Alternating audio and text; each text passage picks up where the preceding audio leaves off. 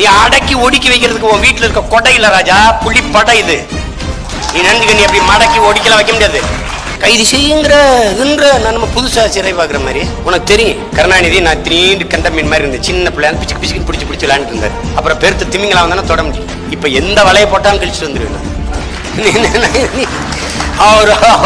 அவர் போட்டார், சினிமா எடுத்துக்கிட்டு இருக்கிற சின்ன பையன் போட்டாரு, ஜெயில போட்டா போய் பயந்துருவான். நான் அச்சுறுகிற ஆள் இல்ல, அச்சப்படுற ஆள் இல்ல. என் தோல் அப்படி கை வச்சு நீங்க சாக துணிஞ்சிருங்க, எல்லாம் உங்களுக்கு சாதாரணமாயிருங்க. மற்றவர்களை போல மறந்து கடந்து போனவருக்கு அல்ல நான் உங்களை யாரையும் பார்த்து அரசியல் செய்ய வந்தவன் அல்ல.